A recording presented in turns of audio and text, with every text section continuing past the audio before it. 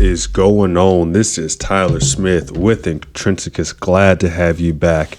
Now, I have been gone for a little bit. I do apologize. I have been sick with allergies. I got the flu shot, had the allergies and the flu shot together. That was not fun at all. That put me down for a couple of days. Then a couple of things happened at work, and I've been busy. I actually slept for 12 hours last night. It was pretty delicious when I woke up, but I am back, and hopefully I can stick true to my promise and be more consistent and have a consistent upload schedule. Today, I'm going to try to keep it short. We're going to have an interesting conversation today. We're going to be talking about some rats and some weird Universe 25, and then we're going to be going over some quotes and kind of just my monologue on how I see the universe and my 2 cents, and maybe my 2 cents can add to your 98 cents and you can have a whole $1. But make sure you like, share, comment, subscribe, and all those good things so I can start getting into the YouTube algorithm, and you can start sharing this with your friends, and hopefully we can start a culture where we are intrinsically motivated, intrinsically worthy, and we do not care about the world, and hopefully we can unplug from the matrix. Okay, well, we're going to start with a story or reading about an experiment by a John B. Calhoun. I'm not going to read the whole thing, nor am I going to go into data points. I'm just going to read a small synopsis of it. I'm going to give my 2 cents, and hopefully this jars your thinking a little bit, and you can have some conversations with your friends and families. But so, in pursuit of truths inherent to societies of mammals, renowned ethnologist John B. Calhoun constructed a utopian environment dubbed Universe 25 for 4 pairs of house mice and observed their behavioral patterns over a period exceeding 5 years.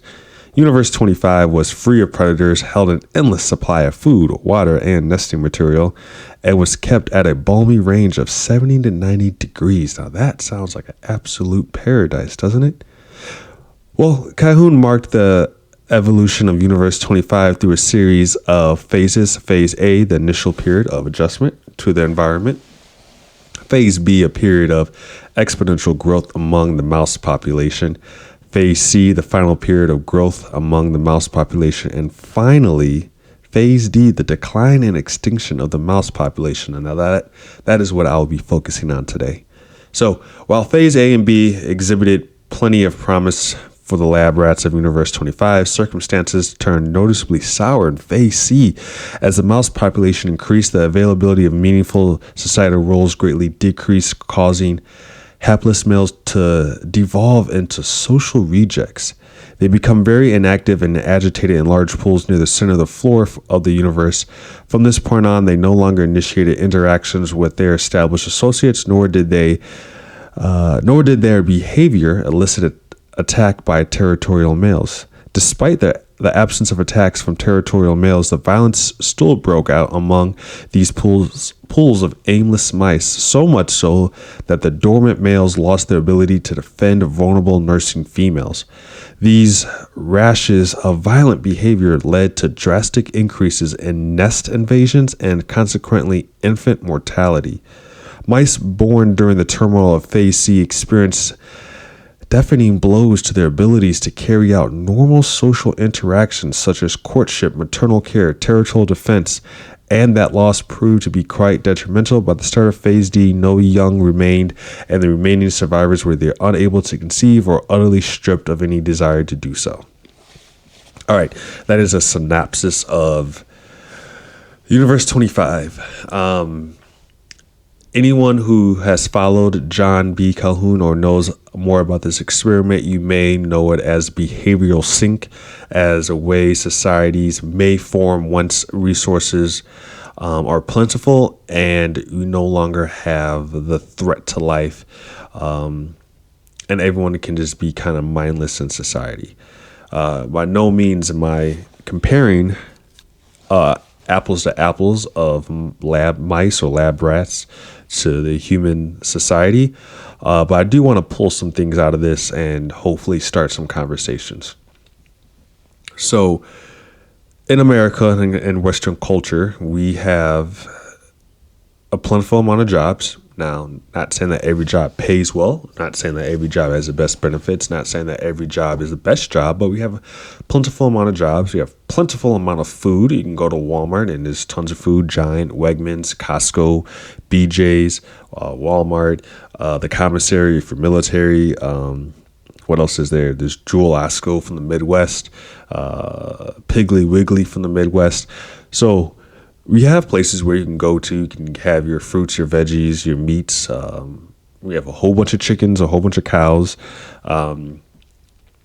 You can obviously we can go to the grocery store every day and there'll be food. Now, right now during the COVID supply chain crisis, maybe not so much, but overall we have a lot of food. Now, with that being said, we also have an abundance of water.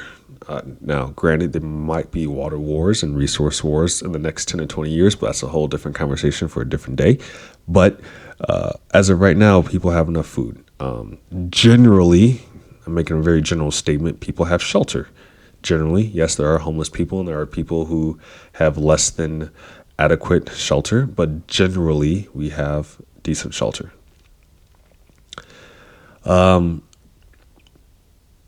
But there was an interesting study one point in time where there's a survey, not a study, but a survey that went around asking American kids what they wanted to be, and a good chunk of them said YouTubers, right? Social media influencers. With the rise of TikTok, we see more and more people just wanting to be internet stars. They see it as a way to make money, which is true. Obviously, I'm on the internet right now trying to make an influence like many other social media influencers. So obviously I won't be a hypocrite there, but we have more and more people who want to be social media influencers, more and more people who want to live the flex life, and less people who want to be engineers, right? There's a big push for renewable energy, but how many engineers do we have for renewable energy? There's a big push for carbon capture, but how many engineers do we have for carbon capture technology? A lot of people are doubling down on tech, on the sense of the internet and right now the metaverse with Facebook and a lot of other technologies. But I believe we have seen a decline in nuclear scientists. I know right now we have a medical staff shortage in Western culture. So overall, as the Western culture has become more and more prosperous, even though, yes, it does have its problems for sure, and there's a lot of things that can be fixed within Western culture. Western culture is very prosperous. And I believe that with the rise of social media influencers and the need to feel accepted on the internet, we have something called the pretty ones. Now, with Universe 25, there was a thing called the pretty ones, which were a select group of, I won't say select. I'm going to pull it up right now. So yeah, the beautiful ones from the behavioral sync and Universe 25, which were a group of rats or mice per se who would sit in a corner and they would just groom themselves and they really wouldn't be interacting with the rest of the mouse population. Now, with that being said, how many times do you see people who can become great social media influencers but cannot interact with the population around them?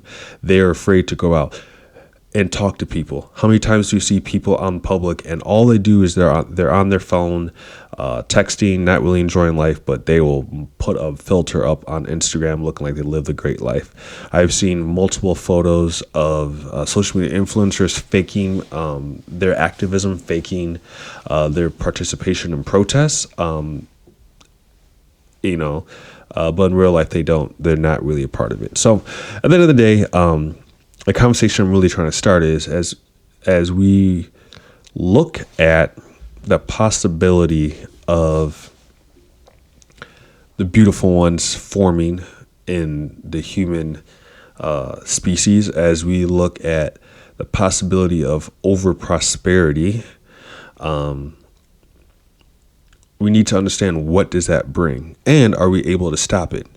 With Calhoun, he made sure there was enough water, enough food, enough shelter, and he made sure that the external factors to the Universe 25 were consistent at all times.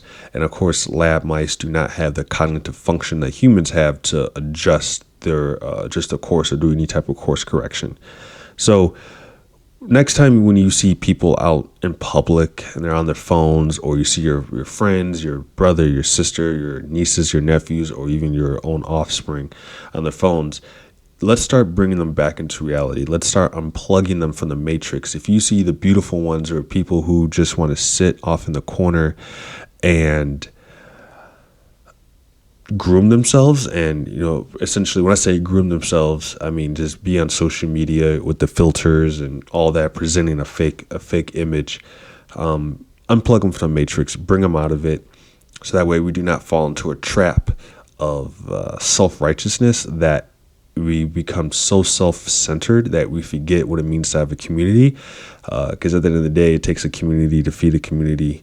No one person can build enough shelter for themselves, build enough food for themselves, be their own doctor, be their own engineer. We have realized that through the history of mankind, it takes a team for us to survive.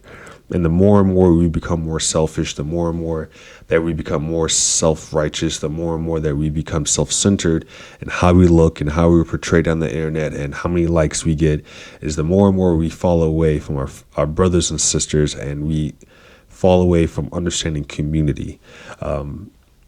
Living in big cities, I've seen that more and more people are afraid to help the fellow brother and the fellow sister. If you go out in the country, you'll see communities helping each other. Yeah, you might see the onesies and twosies who don't like each other and they have a blood battle that's been going on for generations. But overall, you see communities in the rural scenarios helping themselves out, mostly because they have to. In cities where there's countless food, countless water, almost countless shelter, I say that almost, people do not need to worry about community when they can do everything for themselves. But eventually you become so self-dependent that the time you do need someone, you don't know how to ask for it. And it that's what I really take away from the study. Now, I do suggest anyone listening look up John B. Calhoun and Universe 25 and the beautiful ones, and really read what happened throughout the generations and then what happened during the downfall. I think it's quite interesting to see what happens to a species of animals during ultimate prosperity. Again, they had all their external factors controlled: the temperature, the food, the water, and they don't have the cognitive function to change those things like humans do. So that's one thing I wanted to start off with. Moving forward, there's one quote that has always stuck with me, and it says, "No man ever steps in the same river twice, for it's not the same river, and he is not the same man." Or, "No woman ever steps in the same river twice, for it's not the same river, and she's not the same woman." This is quite interesting to me because it's based on the premise that when you walk up to a river, the water's flowing. So you step in it at one moment, you're stepping in that current batch of water. And if you step out 3 seconds later, it's new water, or even a half a second later, a millisecond later, there's a water flowing down. It's a new batch of water. So therefore it's a new river. And there's new erosion, and there's a different, I wouldn't say a new river. It's a changing river because there's erosion, even if you see it, if you don't see it, and there's new batches of water. And I think it's really eye-opening because it makes you realize that every second that you live, you are a different person. Your cells are dividing, your cells are dying, your mitochondria are producing more energy. You may be growing a gray hair. That gray hair just got a little bit longer. You may be sick one day, and 5 minutes later, you may be starting to recover, even though you don't feel it yet, but your white blood cells are going to work.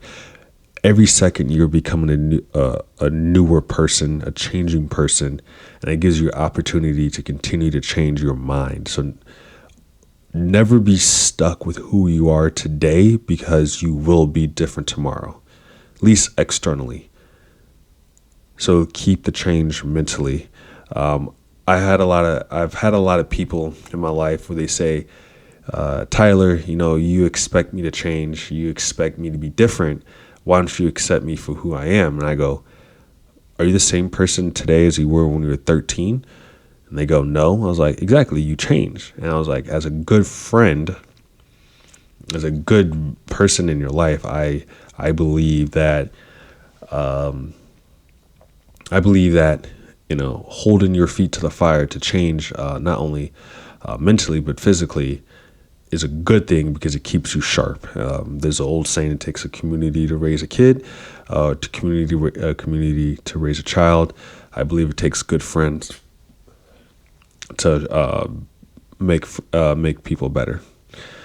There's another quote that goes, "True wisdom comes to each of us when we realize how little we understand about life, ourselves, and the world around us." Now that comes from Socrates. And I think this ties in with the river quote really well, because true wisdom comes from understanding that the person you were when you were 13 is not the person you are today. The person you were yesterday is not the person you are today. And the person today is not going to be the same person tomorrow. Every death that you experience changes you. Every friend that either hurts you or supports you makes you a different person. Every mentor makes you a better person. Every time you stub your toe, you may become smarter. Every time you hydroplane in your car and you avert a car accident, becomes is another day where you become a better, smarter person. So that true wisdom comes from knowing that you are always changing and always growing. But also you need to understand that that you know nothing about life. You and all your experiences and everything you've encountered, you know nothing. And once you understand you know nothing is when you truly become wise and you unlock your brain. Which leads us to my third quote: "Riches do not exhilarate us so much with their possession as they torment us with their loss." Again, true wisdom comes from knowing yourselves. So many of us get upset when we can't achieve things, which really is, you're not being upset that you can't achieve it. You're upset that you don't have it. It's not the fact that you are attempting to achieve something and you're upset that you're failing at attempting something. You're just mad that you don't have it. And I think all these three quotes together show that, hey, as we go through our life and we're growing and we're changing, we don't know anything. We don't know what tomorrow brings. And we didn't even know ourselves yesterday as we do today. It took today for us to know ourselves yesterday. I'm going to say that again. It took today for us to know ourselves yesterday. And we will never know ourselves tomorrow. And we'll never know when the next leaf on the tree will turn orange and fall. And you must realize that. And you must also realize that everything you fight for and everything you have only scares you when you don't have it. So today is a short one. I'm going to continue to try to be better about this and uploading more regularly. Make sure you like, share, comment, and subscribe. This is Tyler Smith, leaving you with Intrinsecus. See you next time, guys.